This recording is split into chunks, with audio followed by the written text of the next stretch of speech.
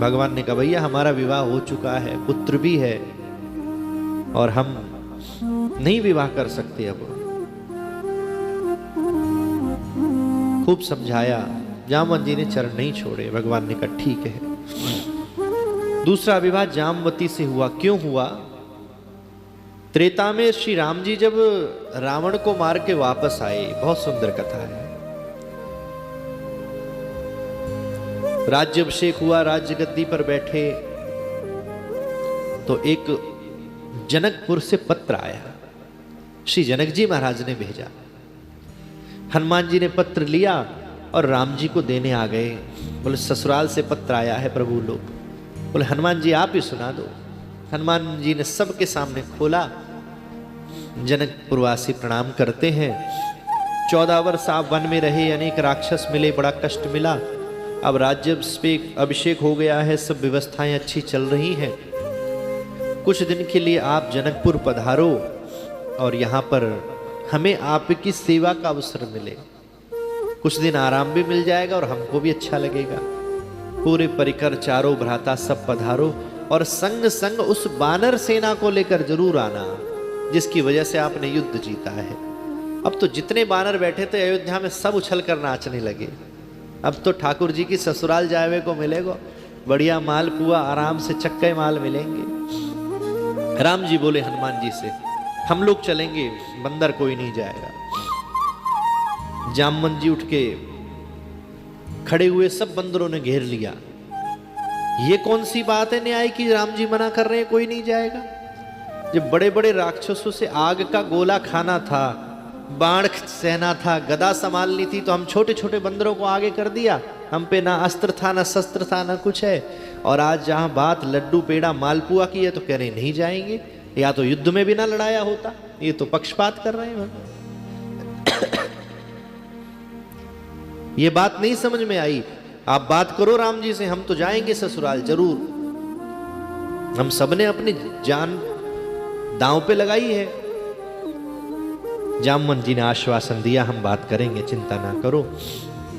और श्री जामवंत जी महाराज ने राम जी से कहा प्रभु ये तो गलत है।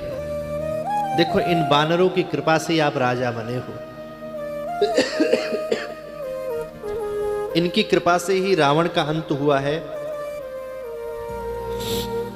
ये ना होते तो आज आप यहां नहीं होते।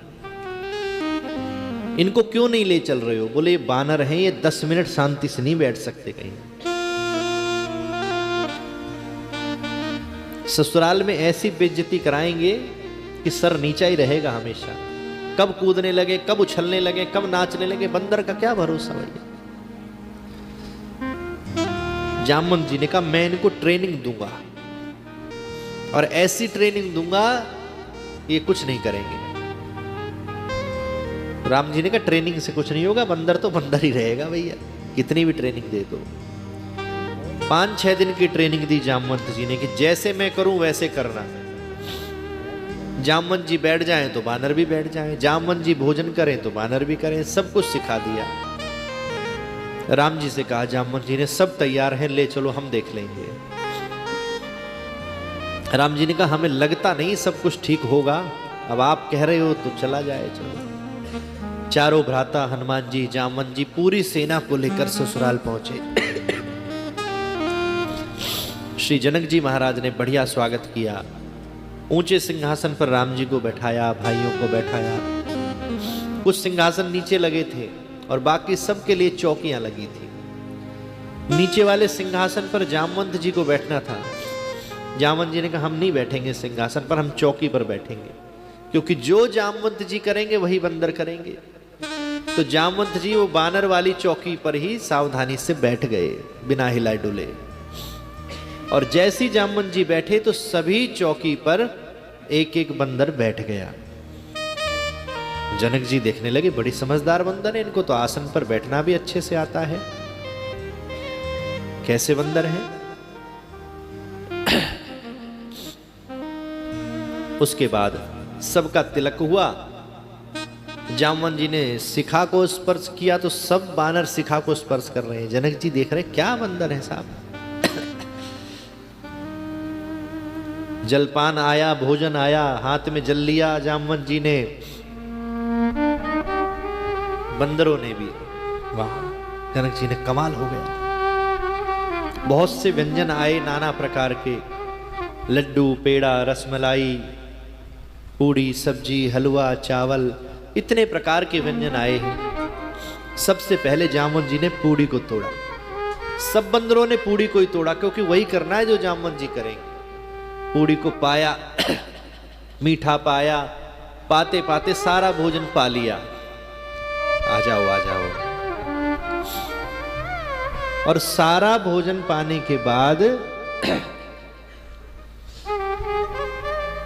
अंत में फल बच गया आम का। जामवंत जी ने आम को उठाया, राम जी ने इशारा किया रहने दो, हो गया, अब अच्छे से भोजन हो गया, शांति बनी। जामवंत जी ने कहा कोई चिंता की बात नहीं है। तो राम जी ने इशारा किया, नहीं। जामवंत जी ने कहा कोई दिक्कत नहीं है, मैं हूं। और जैसे ही जामवंत जी ने गुठली को उठाया और आम को उठाया और जोर से दबाया, दबाती गुठली उछल गई, कई बार निकल जाती है। अब तो बंदरों ने सोचा कि ऐसी गुठली को उछाला जाता है। सबने प्रयास किया, सबने गुठली उछाली, वहां तक भी ठीक था। जामवंत जी ने कहा बड़े से बड़ा राक्षस मेरे चंगुल से निकल पाया, ये गुठली क्या चीज है। उछल के एक छलांग लगाई, गुठली को कैच कर लिया। अब तो सारे बंदरों ने छलांग लगाना शुरू किया, कोई थाली में, कोई चौकी पर, कोई नीचे, धड़ाम धुड़ुम। एक बार चालू हो गए, फिर नहीं देखे जामवंत जी की तरफ। अब तो तुम कुछ ही करो, हमें जो करना है हम करेंगे। राम जी ने देखा, नेत्र नीचे कर लिए। वाह जामवंत जी, अच्छी लुटिया डुबवाई ससुराल में। हम पहले ही मना कर रहे थे, इनको नहीं लेके जाना है। जनक जी के नेत्र सजल हो गए, राम जी के पास आए, हृदय से लगा लिया। मैं इतनी देर से यही सोच रहा था, जनक जी बोले कि ये बानर अपने असली स्वरूप में क्यों नहीं आ रहे हैं, कि अपनी असली लीला क्यों नहीं दिखा रहे हैं। अब ये अपने असली स्वभाव में आ गए। अब यह इनका अपना ही घर है, संकोच की कोई बात नहीं है। जनकपुर में और अयोध्या में कोई फर्क नहीं, इनको खेलने दो, आनंद लेने दो। जामवंत जी के हृदय में भाव उत्पन्न हुआ, कितना प्रेम जनक जी राम जी से कर रहे हैं, कितना प्रेम राम जी जनक जी से कर रहे हैं, क्या ऐसा भी अवसर हमें कभी मिलेगा। और भक्त का भाव राम जी ने स्वीकार किया और द्वापर में सुख दिया कि आपको भी हम जनक जी जैसा सुख देंगे, आपकी कन्या से विवाह करेंगे। तो जामवंत जी पीछे पड़ गए और ठाकुर जी ने विवाह किया। तीसरा विवाह सत्राजित को लाकर जब मणि वापस करी तो सत्राजित की कन्या सत्यभामा से हुआ। सत्राजित ने चरण पकड़ लिए, क्षमा करो। भगवान ने कहा क्षमा किया, जाने दे।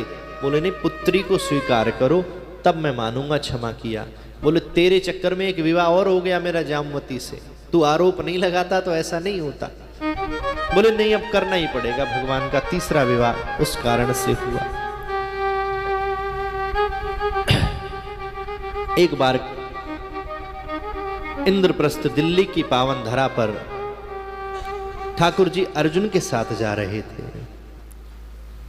वन में देखा सांवली सलोनी एक कन्या तप कर रही है यमुना के किनारे। अर्जुन को पास भेजा, आप कौन हैं? बोलो मैं कालिंदी यमराज की बहन सूर की पुत्री यमुना मेरा नाम है, और यहां पर क्यों बैठी हैं आप? बोले हम श्री कृष्ण को पति रूप में प्राप्त